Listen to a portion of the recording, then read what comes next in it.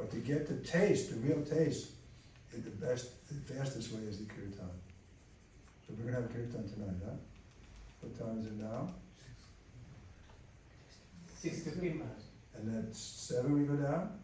Yes. Or 6:45? Yeah, 7:15 Tulsi Aarti starts, Maharaj. Huh? Tulsi Aarti starts at 7:15, Maharaj. I like Tulsi Aarti. So let's go for Tulsi Aarti. So we have 30 minutes. So you guys you can keep up with me in the kirtan? Yes. It's a challenge. I'm like your grandfather's age. No, I mean literally. Your father is how old? 50, 60? Yeah, so I'm like your grandfather. Prabhupada was like that. He was like our grandfather, age-wise. He even sent a letter to his godbrother, or his friends, and he said they're like my grandchildren. And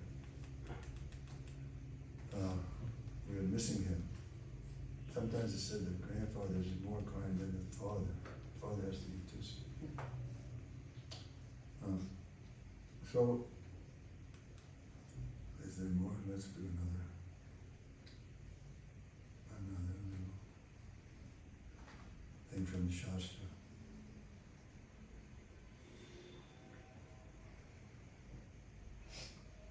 Devarsi, this is it. Anyone who completely surrenders unto Krishna Mukunda, gives up all other duties, is no longer a debtor, nor is he obliged to anyone, nor the demigods, nor the sages, nor the people in general, nor kinsmen, nor humanity, nor forefathers. Sri Bhagavatam 11:541. So this is a good quote, especially your parents start putting pressure on you.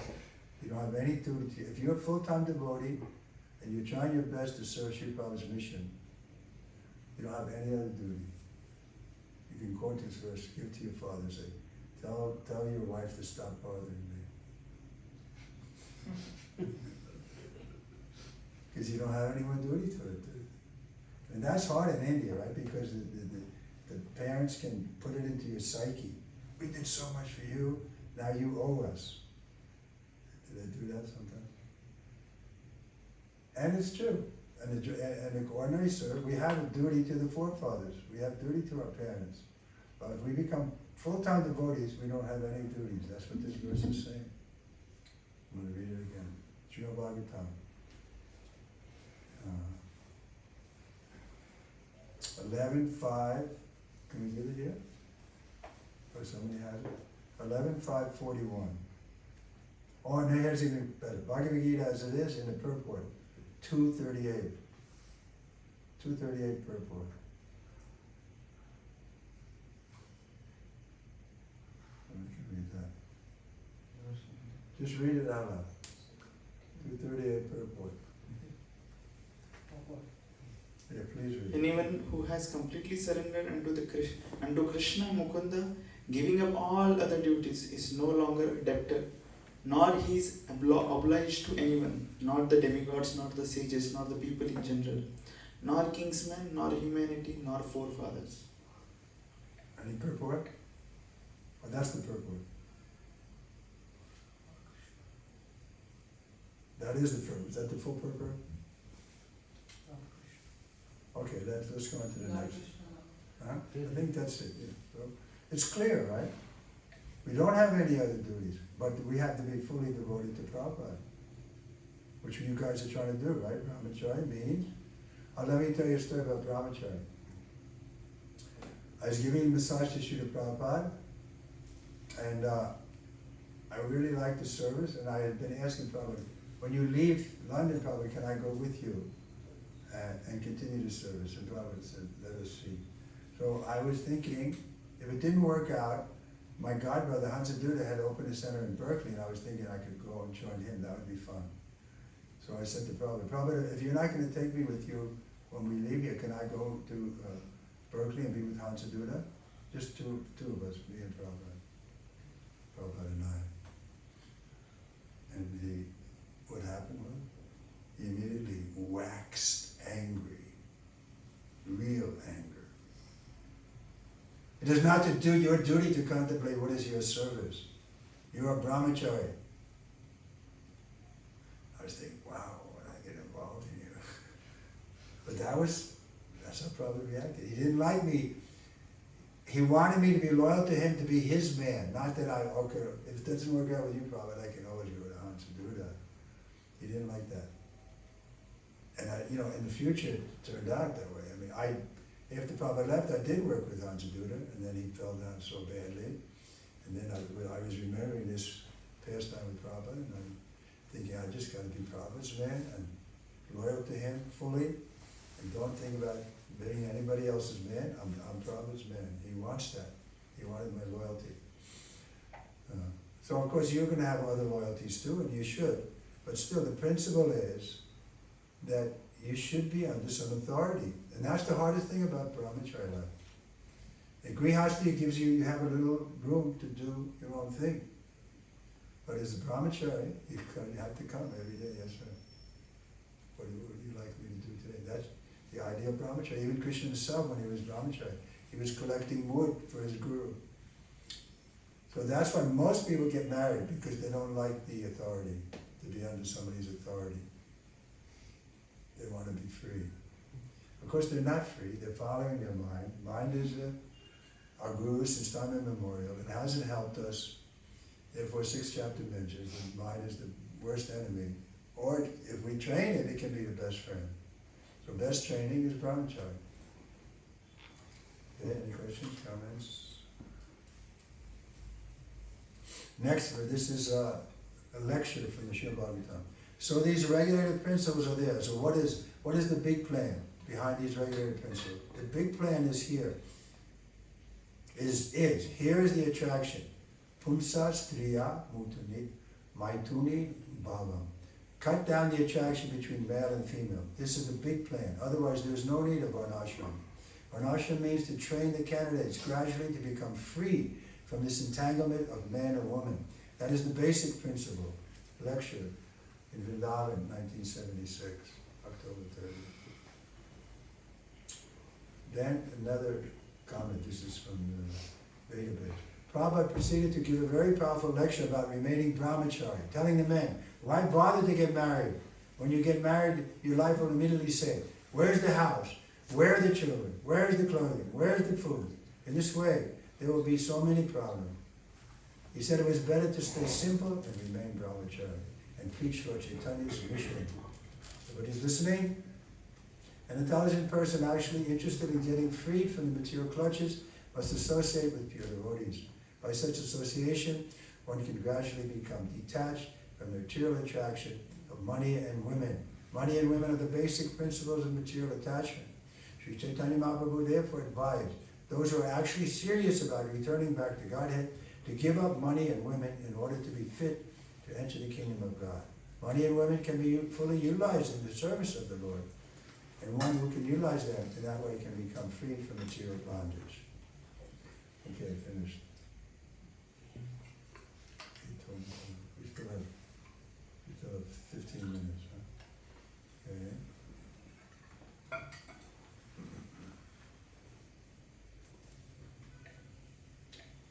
And no questions?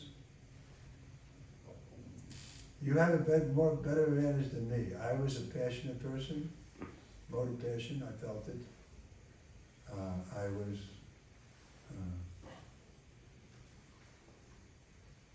in the Navy. I had known women. I had a girlfriend, and when I was coming to Krishna consciousness in the beginning, we used to put on a record, the first record, and I used to dance. She was in my apartment. We were having sex. But I started to get attracted to this dancing, Hare Krishna. And then I went to the temple and I moved in before long, and then so we kind of parted ways. But I saw her 5 years later, she was taking up Krishna consciousness somewhat. So I didn't feel bad. I never saw her since then. That was, 45 years ago or something. So everybody benefits. If you become a devotee, your mother may not like it, but she'll benefit. She'll wonder, what is this child that I raised? How can he be so attracted to this? So she'll study it, or she'll find. She can't escape it. Krishna will somehow And what to speak, even if she still remains against it, the fact that she could produce the son that became a devotee is credit. Just like, wasn't that Prahlad Maharaj when he was talking to Rupa Srigadev, saying about, what about my father? He was concerned about his father, Hiranyakashipu, tried to kill him. He still had concern for him. And the Lord assured him that no, because you're in the line now, what is it, 7 generations or something? We'll all benefit. But don't think you won't benefit your parents and your forefathers and your brother and your sister. They may be against you now. My mother was against me joining, but my father had already left his body, so nobody could stop me. I was 26 years old. I was on my own. So, but you guys have an advantage. Mostly Sattva Guna here in India. Nice atmosphere. And the temple has nice atmosphere. You don't have women in your face. When we were in London when I first joined, women used to come with the flower and put it in your nose during the kirtan. There's a woman this far away from you. So we didn't know the culture very much. So you know the culture. I see the women here, they stay in the back more. And you can take advantage of that. But the parents will be a problem for some of you. That's a fact. But try to make them devotees. That happens sometimes, right? Parents also take up the process. Start chanting japa. And especially when they see you, they'll come back. Like the same with my brother, like I had a younger brother. And he wrote me that you're deeply involved in the wrong religion. He was a Christian and so on. But then he started coming around and he saw that it was good. The kirtan and food, and so you can wear them down over the years. If you remain devotee, they'll see that you're better. You're better for it. They can't argue with it. They know you from before, and they see now you're more gentle, you're happier. And if they have any affection for you, they'll be happy for you. And so, in the beginning, they may push really hard. Like it was going on in America, they were calling deprogrammers to kidnap people because they said we were a dangerous cult. But that passed, that phase. Okay? I could tell some other stories about Prabhupada. Or what else? We could chant another bhajan. Or we could chant japa, 1 round of japa. You have your beads? No, somebody doesn't have the beads. Question? Yeah. Maharaj, it has been such a long time, more than 50 years you have been practicing. So, what suggestions or you would like to give us so that we continue in our brahmacharya? The suggestion is, get a taste for the kirtan. Come into the kirtan. Even if you don't are even able to enter it, just stand on the side and appreciate those who are throwing themselves into it, how those who are dancing ecstatically. And then it'll come to you also. It's like a fire. You stand next to it, and next thing you know, you're in it.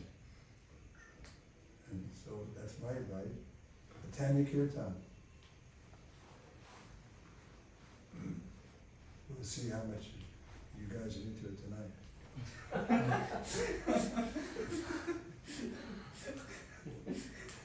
You're going to stand in the back.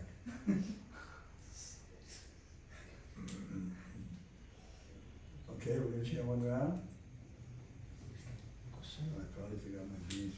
There's a question, Maharaj. Yeah.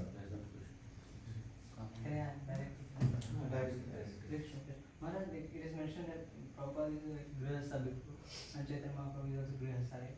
So it is mentioned that like Grihastha ashram and Brahmacharya ashram is like crocodile, like where it like Grihastha ashram is like crocodile is like I mean to say someone get more enthusiasm and energy in Grihastha ashram. Someone therefore we don't we accepted the best of a bad bargain. You're going to have to go through the Grihastha ashram, and that's okay. I mean, we're not condemning them. We're not telling them we don't want to see your face anymore because you got married or something.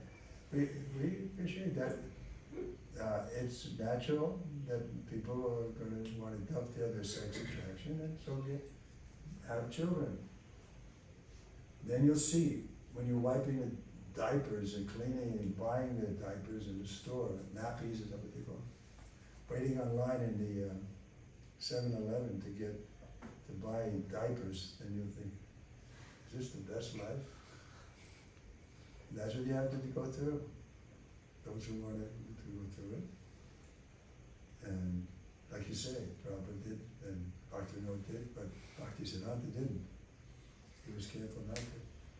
So, and then the same with Chaitanya Mahaprabhu's followers.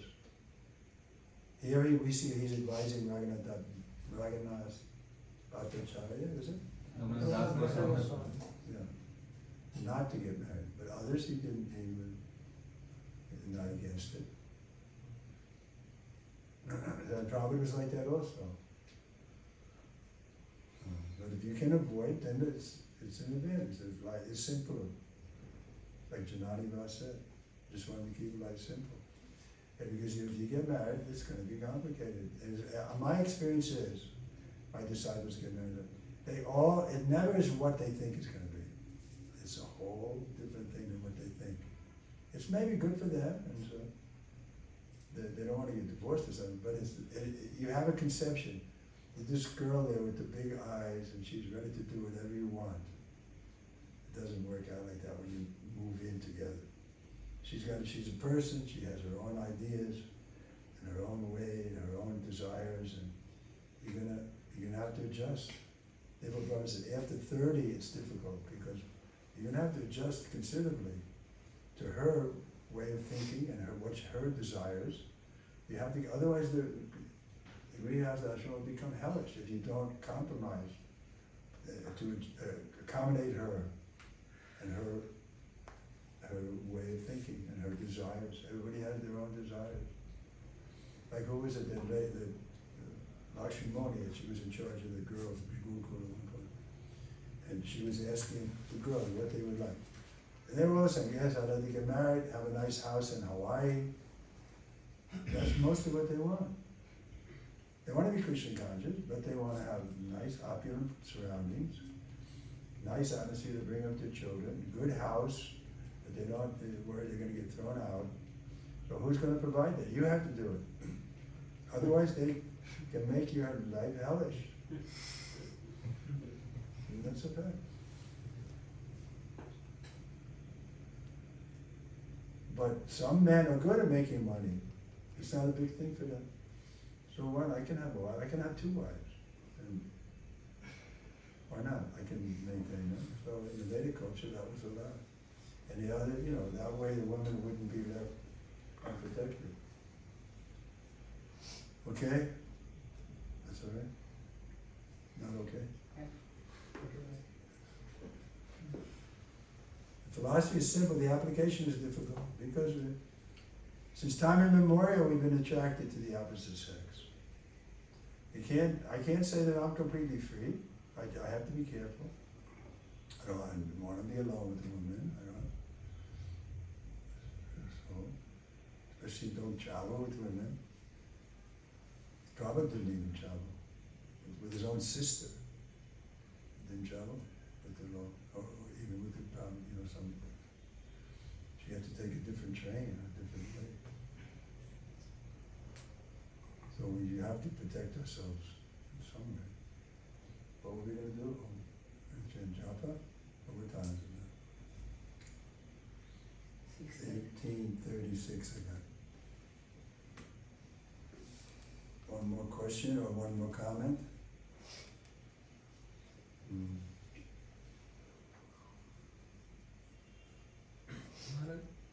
Yeah. Nowadays, come see some people are there in the name of renunciation. They want to practice Krishna consciousness, but they also want some sense gratification. They also want? Some sense gratification. Yeah. They don't want to fully surrender themselves in the service of Lord, but they want to both things they want to manage. So for these kind of people, what you will suggest? Avoid them. Right. Don't associate with them. They're going to be exploiting. The difficulty is that when they get position, because those kind of people can also get position. Like, I remember in London, I was a brahmachari. You know, I was a little older, maybe 27 years old. And this brahmachari, new guy, really enthusiastic, 19 years old, fired up. He had long hair, but they shaved him up. And the grihasthas in charge, they made him the temple commander. They used to follow me around, make sure I didn't take a nap. He was really fired up.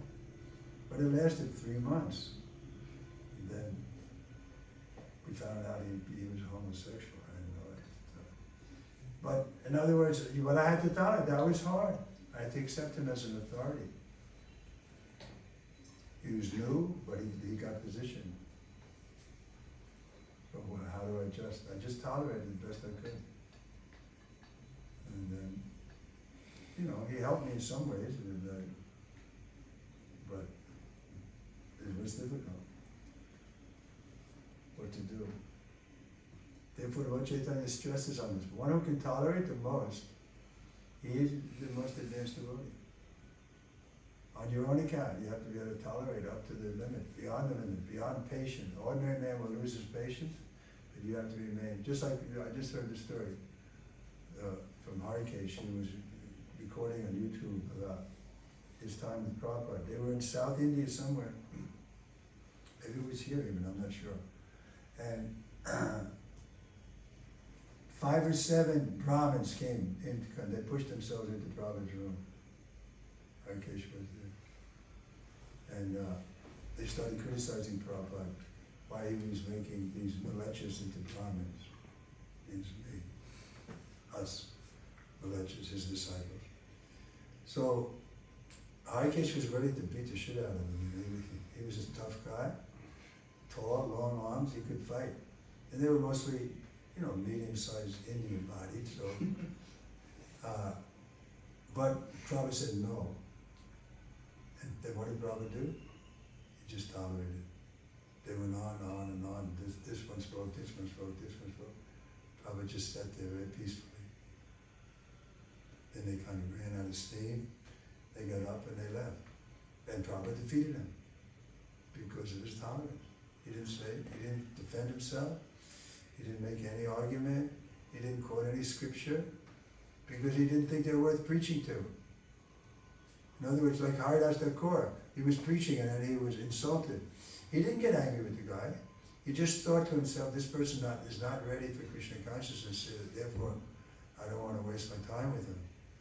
But that we can do. We can decide, okay, this person's not a fit candidate to understand Bhagavad Dharma at this time. So I'm not going to try to, the 9th offense is there, right? What's the 9th offense? To instruct and take this Yeah, person. so why do it? The Prabhupada saw these people are not worth wasting my time with.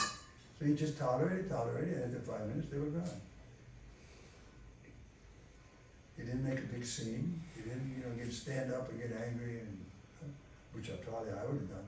Just like Harikesh, he was. But on our own account, we shouldn't. We should learn how to be tolerant. And by tolerating, Prabhupada defeated them all. He showed that he was a better Brahmin than them. They were coming saying, as Brahmins, why are you giving this to the non-Brahmins?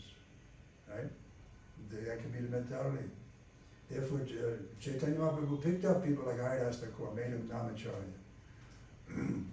Rupa Goswami, Sanat Goswami, they were working for the Muslims. He brought them in, made them the principal disciples, Rupa Goswami. He wanted to show that this caste system, Brahmanism, is not proper. Because the Brahmins, they want to keep it, it's like their property. They're not ready to share to the non-Brahmins. Because they have an advantage. They're exploiting people in the name of being a Brahmin. Come, yeah, I'll give you. Just give me a little money. Jai! Okay? So who can tolerate the most? That's the sign of advancement. On your own account, if Krishna or If somebody insulted Prabhupada, it's a guru, he would get angry like anything. There's some instances like that. One boy was minimizing Bhaktisiddhanta. Then the next day he came, Prabhupada said, don't let him in. Prabhupada was so generous with his time, but he told his servant, don't let this person come, I don't want to talk to him. Because he was minimizing Bhaktisiddhanta Saraswati. Some argument was that anyway, you don't want to hear it. It was a nonsense argument. And Prabhupada didn't like it. Bhaktisiddhanta, I asked once to tell me a story about your spiritual master. I was giving a massage to Prabhupada. I said, Prabhupada, tell me a story about your spiritual master. He said, what is there to say? He's a Vaikuntha man. He came from the spiritual world, just to help Bhakti. Okay, time to go. I want to leave Tosioti. Go down and save my spot. Now, how much time is it? 6:42. We have like 2-3 minutes. So let's go. Yes. His Holiness Kirtan Swami Maharaj ki Jai. Prabhupada ki Jai.